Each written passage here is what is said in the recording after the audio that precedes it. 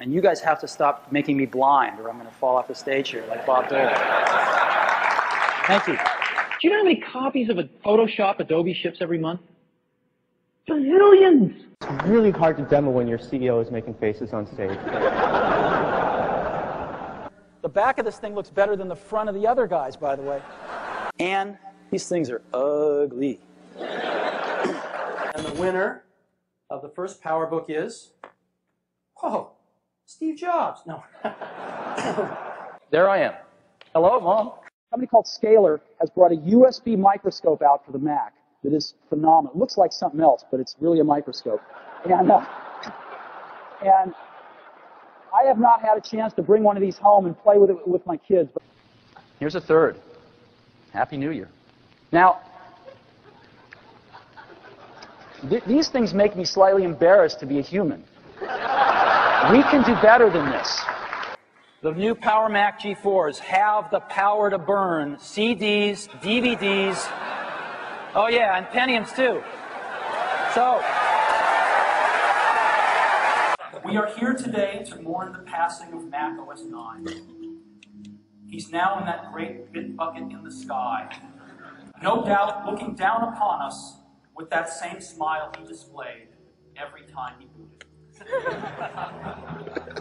Mac OS 9 is survived by his next generation, Mac OS 10, and thousands of applications, most of them legitimate. Please join me in a moment of silence as we remember our old friend, Mac OS 9. So we're going to put a flat display on the front. Who needs the back? There it is, the new iMac, ladies and gentlemen. And we've built in a technology in the Mac OS X's mail called adaptive latent semantic analysis. Now, what is this? I don't know, but it works.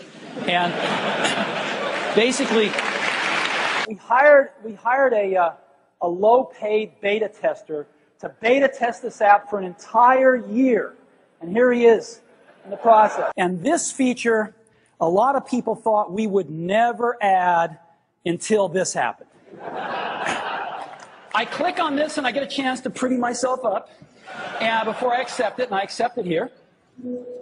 Hi, Al. How you doing? I mean, when I started in this business, one of the biggest challenges was people couldn't type. You know, and one day we realized that death would eventually take care of this. And so we're introducing a revolutionary new product for your iPod. Socks. They're really cool, actually. You can put your iPod in them, and they go like that. They keep your iPod warm on cold days. They protect it, and they give you a little more personality. I've got one right here in my pocket. It's not that I'm just happy to see you. And that's it. Longhorn. And that's the days until Longhorn. Just counts them down. But this is what they're up to.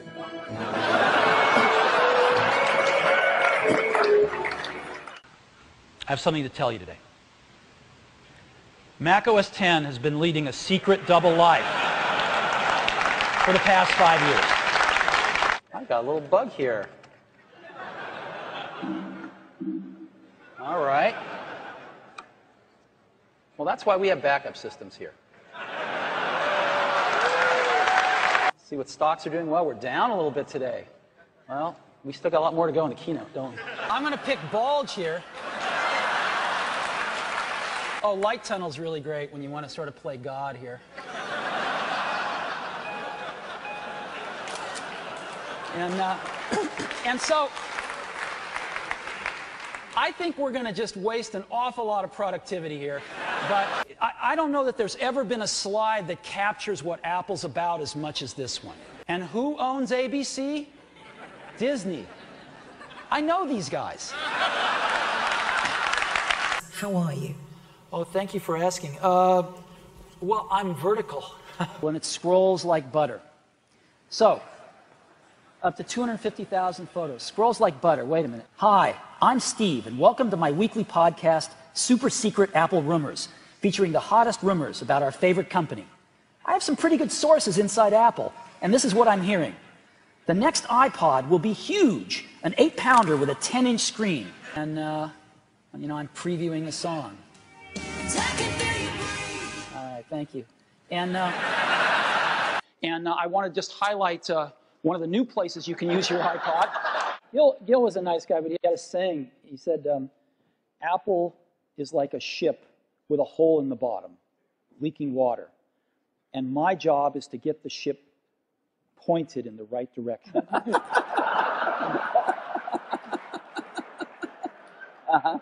We've got cards and letters from lots of people that say that iTunes is their favorite app on Windows. Actually, it's like giving a glass of ice water to somebody in hell.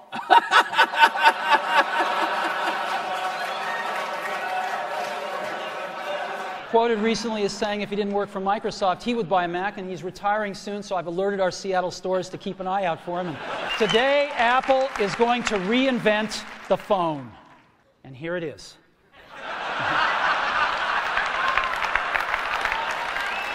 We're going to use a stylus. No. No. Who wants a stylus? Hi, Steve. It's Tim. I've got the results from last quarter. Revenue was, I'll just wait and tell you when I see you in person. Good luck on the keynote. See you there. Good morning, Starbucks and how can I help you? Yes, I'd like to order 4,000 lattes to go, please. No, just kidding. Wrong number. Thank you. Bye-bye. Okay. Clicker is not working. All right. They're scrambling backstage right now.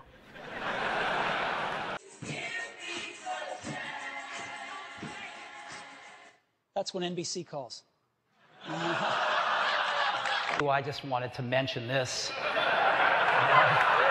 1,000 accessories for iPod. It's an incredibly thriving ecosystem. They announce products even before we want them to. So it is magical. I know it because I got this email. I was sitting in a cafe with my iPad, and it got a girl interested in me. And you'll be able to buy this right on your phone for $4.99 if we approve it. And, you could help me out if you're on Wi-Fi, if you could just get off. 200 apps every second. Poof, there's another 200. I mean, we never saw ourselves in a platform war with Microsoft. I mean, maybe that's why we lost. But it's got buying stolen property. It's got extortion. I'm sure there's sex in there somewhere. My sex life is pretty good these days. How's yours? It's great. Thanks for asking. It's great. Don't ask. Why should I believe them? They're the ones that brought me Mobile Me. You need to tell me where the restroom is, too, because I'm deathly ill, actually, and ready to throw up at any moment. So. Good. It's right across the hall. Great. I'm not joking.